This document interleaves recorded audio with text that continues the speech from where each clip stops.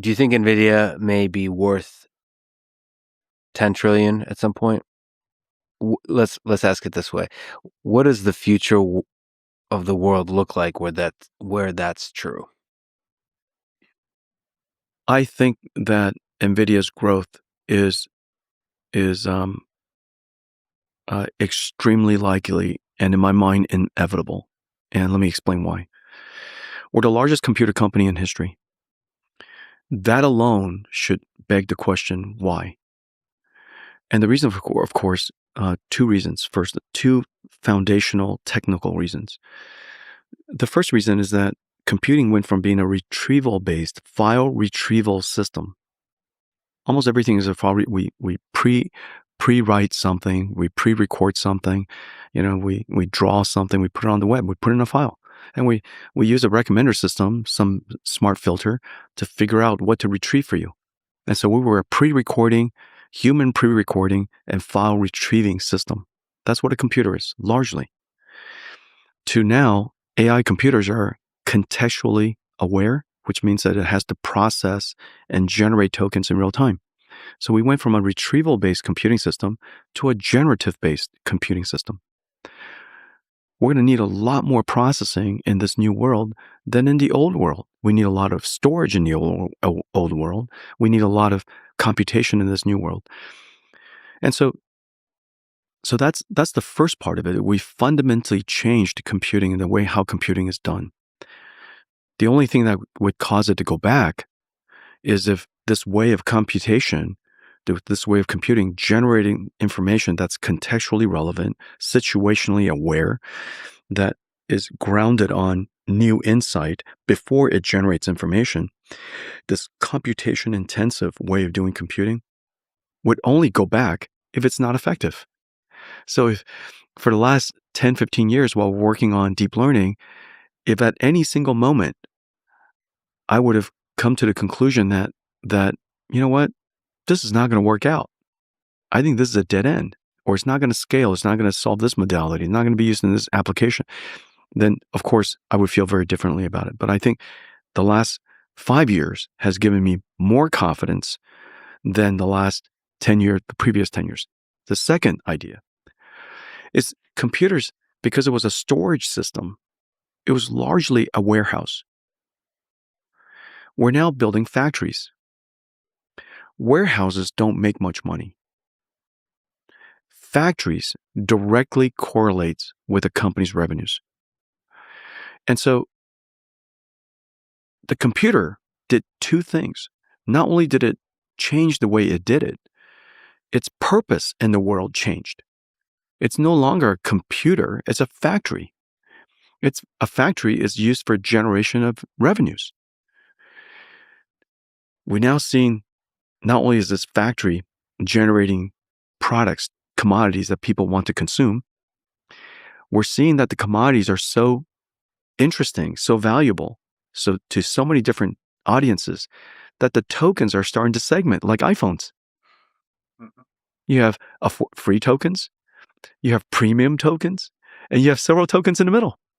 Yeah. And so intelligence, as it turns out, it's a scalable product. There's extremely high intelligence products, tokens that are used for specialized things. People be willing to pay, the idea that somebody's willing to pay $1,000 per million tokens is just around the corner. It's not if, it's only when. And so now we're seeing that the commodity that this factory makes is actually valuable and is revenue generating and profit generating. Now the question is, how many of these factories does the world need? How many tokens does the world need? And how much is society willing to pay for these tokens? And what would happen to the world's economy if the productivity were to improve so substantially? What would happen? Are we going to discover new drugs, new products, new services? And so when you take these things in combination, I am absolutely certain that the world's GDP is going to accelerate in growth. I'm absolutely certain the percentage of that GDP that will be used for computation, will be 100 times more than the past because it's no longer a storage unit. It's a product generation unit. And so when you look at it in that context, and then you back into what does NVIDIA do, and how much of that new economics, new industry would we have to benefit to address, I think we're going to be a lot bigger.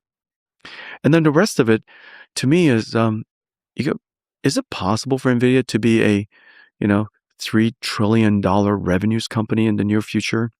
The answer is, of course, yes. And the reason for that is because it's not limited by any physical limits. There's nothing that I see that says, $3 trillion is not possible. And as it turns out, NVIDIA's supply chain the burden is shared by 200 companies. And the fact that we scale out on the backs with the partnership of this ecosystem, the question is, do we have the energy to do so? And surely we will have the energy to do so. And so all of these things combined, that number is just a number, And I still remember NVIDIA was the first time we crossed $1 billion. I was reminded of a CEO who told me, Jensen, it's theoretically impossible for a fabless semiconductor company to exceed $1 billion. And I won't bore you with why, but the of course it's illogical, and there's a lot of evidence we're not. And then somebody told me, Jensen, you'll never be more than $25 billion because of some other company. Somebody told me that you'll never be, because, and then so those aren't first principle reason thinking. And the simple way to think about that is, what is it that we make, and how large is the opportunity that we can create? Now, NVIDIA is not in the market share business. Almost everything that I just talked about don't exist. Mm-hmm. That's the part that's hard. If NVIDIA was a $10 billion company trying to take NVIDIA's share, then it's easy to see for shareholders that, oh yeah, if they could just take 10% share, they could be this much larger. But it's hard for people to imagine how large we could be because there's nobody I could take share from, And so I think that's one of the challenges for the world is the imagination of the future. But I got plenty of time, and I'll keep reasoning about it, and I'll keep talking about it, and every single GTC will become more and more real, and then more and more people will talk about it. And one of these days, we'll get there. But I'm 100% we'll get there. Yeah, this view of token factories, essentially, this token per second per watt, and every token having value. Like, it's an actual thing that brings value, and it brings different kinds of value, different amounts of value to different people, but it's value. That's the actual product. It's really could be loosely thought of as the token. And so you have a bunch of token factories, and then it's very easy, first principles, to imagine a future, given all the potential things that AI can solve, that you're going to need an exponential number more of token factories. Yeah. And what's really interesting, the reason why I was so excited about it, the iPhone of tokens arrived. What do you call it? Wait, are you saying OpenClaw's iPhone? Yeah. That's interesting. Agents. Yeah, agents. True. Agents in general. The iPhone of tokens arrived. It is the fastest growing application in history. It went straight up. Yeah. Went straight up. That says something. Yep. There's no question OpenClaw is the iPhone of tokens. Yeah, there's something truly, as you know, something truly special happening from about December, where people really woke up to the power of Claude Code, of Codex, of OpenClaw. I'm embarrassed to admit that on the way here in the airport, this is the first time I've done this in public. I was programming, quote unquote, by talking to my laptop. Exactly. And I was embarrassed